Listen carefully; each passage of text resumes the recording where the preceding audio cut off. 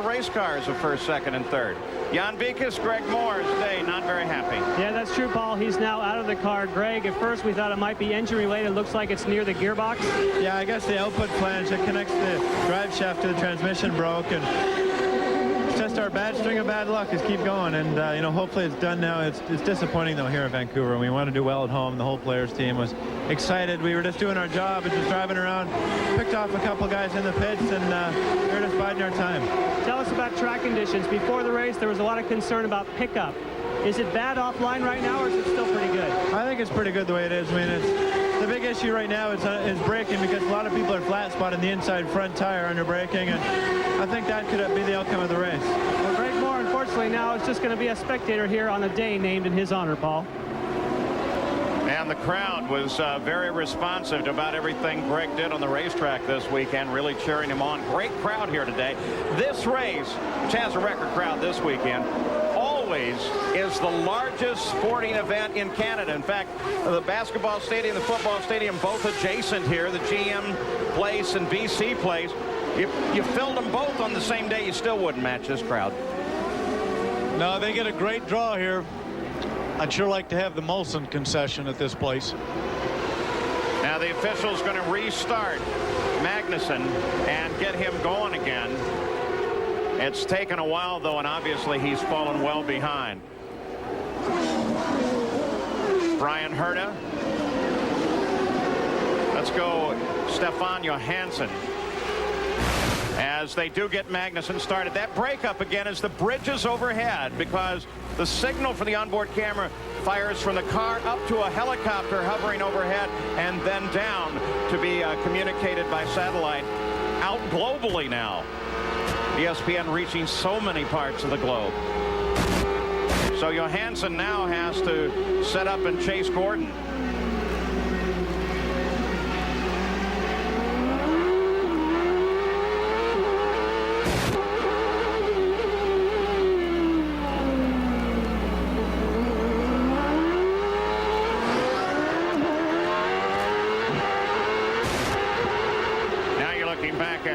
Third place, Al Unser Jr. from Bobby Rahal. Camera tucked up just under the wing. 1, 2, and 3. They stay at about the same interval, Jan. Mauricio Gugelmin came into the pits. We may be seeing some attrition starting here. They are trying to change many of the electrical pieces. In fact, we can see them changing the spark plug wires.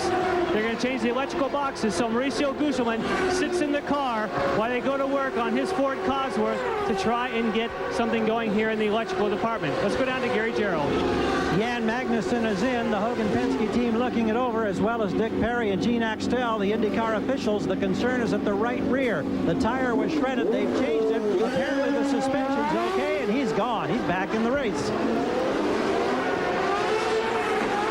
Alan Jr. all over the back end of Bobby Rahal right now. First, second, and third still the battle. Jimmy Vasser looking for a championship. Not in the position right now as he sits back in fourth at the Molson Indy. The leaders once again running in traffic as we pass the halfway point here at the Molson Indy. See, Michael's clear of those cars. Bobby Rahal stuck behind them. That'll give Michael a little bit of an advantage. Michael now pulls out to almost 2 seconds ahead of Rahal.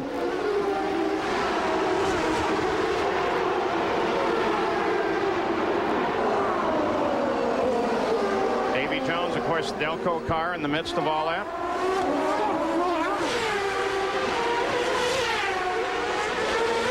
And Rahal tries to find it.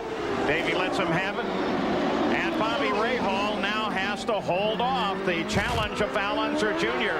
Again, traffic is figured into this one, as it does so often here at Vancouver. But once he gets past, he's able to pull out on Little Al. Though, again, the lens on these cameras will foreshorten a little, and he's a lot closer in reality. Right, and you can see him right now. here. He's really close. He looks like, boy, he's really closing up under. And now Bobby will pull away as he accelerates out. Do you see how close he was to that, yes, I did. That wall?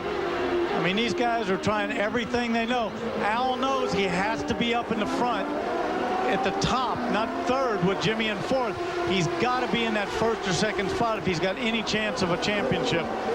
IndyCar Race Control has now warned P.J. Jones, keep a better eye on your mirrors, not your ears, your mirrors, as you've been a factor in a couple things. So Race Control now warning him.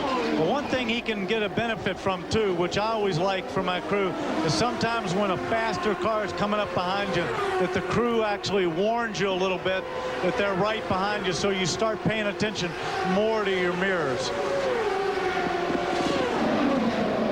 Again, everybody tight coming through the hairpin. And guess who that slower car is? I mean, he's got to have a problem. You know, we talk about these slower cars and back markers and all that. You got to understand that when the field gets qualified, they're only separated by about 1.5 to 2 seconds. These guys aren't real slow. They're just much slower than I mean, they're just a little bit slower, but it accumulates. Oh, and look at that. Scott Pruitt. But he didn't even look like he locked up. No. He looks like he's got a problem. He's not in a hurry either. No, something's gone wrong. He just pulled it off. He didn't come in there with them all locked up. He's not going anywhere anyway. Some interesting changes. Another Cosworth there. That's, of course, Adrian Fernandez lining up behind him now. He was just getting offline and running off the escape road.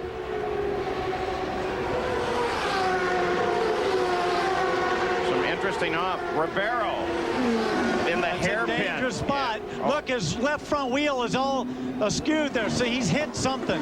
He's either hit somebody or the wall. He can't move.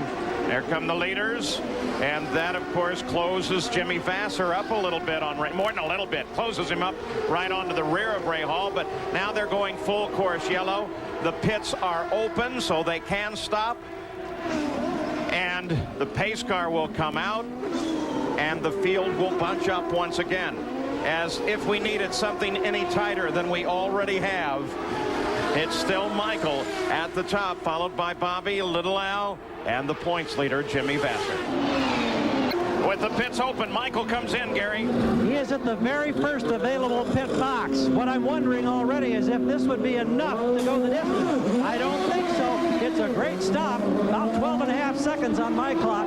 Jan? Well, we're watching Bobby Rahal, who just got here, and you'll be able to hear Michael Andretti go by why this stop is going on. There goes Michael Andretti. Bobby's up. Oh, they're waiting for all the fuel. Well, that answers your question. They would not wait for all the fuel if they thought they were going to make another stop. So Bobby Rahal did not pick up a position, but he did get all the fuel. But I think he may have lost a position to Little Al. I think Little Al maybe got out of the pits in front of him. We're going to see right here. Magnuson with a fire. Magnuson's got a fire. Whoa. Big Look fire. at that. That's a big fire. Oil fire on the car. Yeah. Probably a He pop pulled off right there. He just pulled off right there. I can smell it burning up here in the booth. Look at that. A dual, man. He's got some horsepower. And Alan Unser Jr. is going to pull in there where the safety crews are. That was pretty small. Smart spot. He'll jump out of the car. Safety crews are right there. See the smoke coming up. And Magnuson climbs out of the car. So he's all right.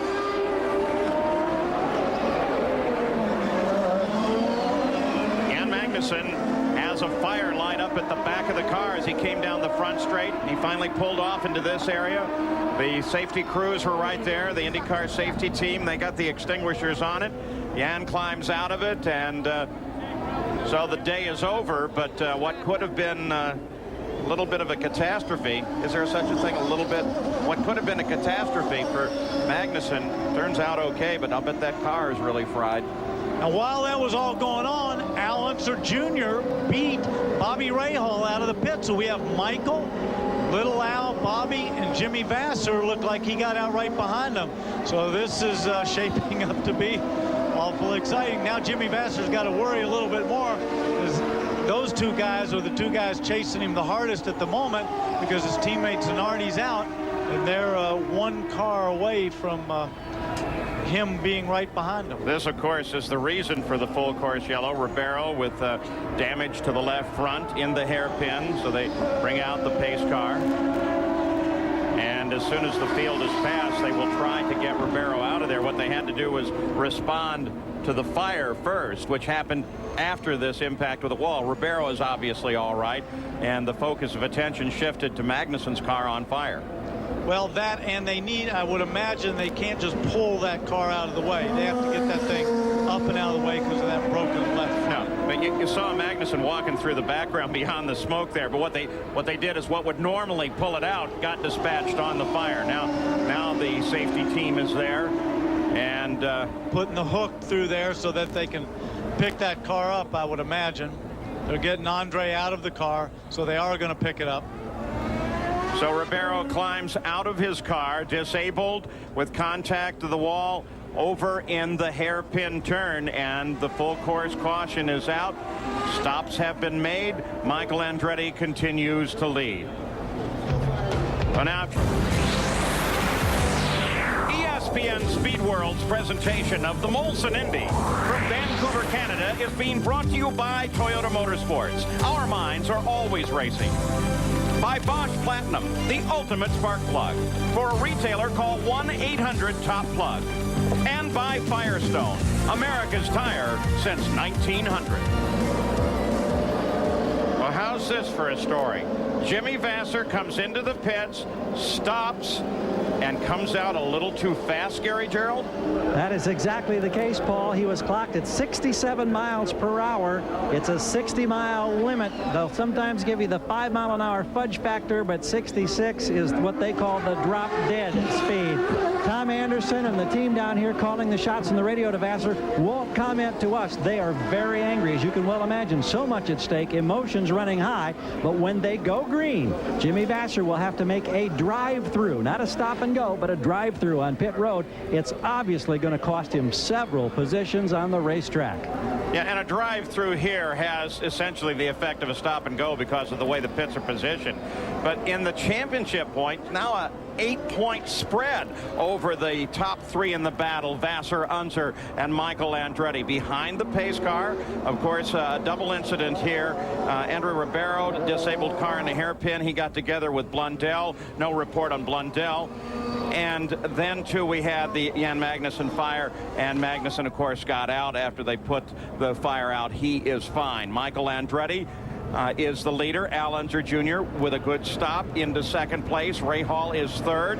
And then Jimmy Vasser. They will be all right together. Jan? Well, the interesting thing is that, of course, we were watching Bobby Rahal as he made the stop, and we saw they took on all the fuel. And, Danny, you called it. That's when Al Unser Jr.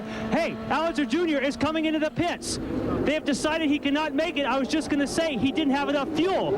And right on cue, of course, they didn't tell us. They don't want to give away the strategy. But Al Unser Jr. is coming in now to get the rest of the fuel. Oh, boy. He moved up to second spot. But, boy, you know, it wasn't much fuel. But I think this is a strategy. He's back out. He'll go around there. Everybody will have to stop. He'll be able to get back into the lead, okay, and then make a quick splash and go. Well, let's watch him here. With the rules, can he come back into race order? He can come back into race order. Interesting. Now, the interesting thing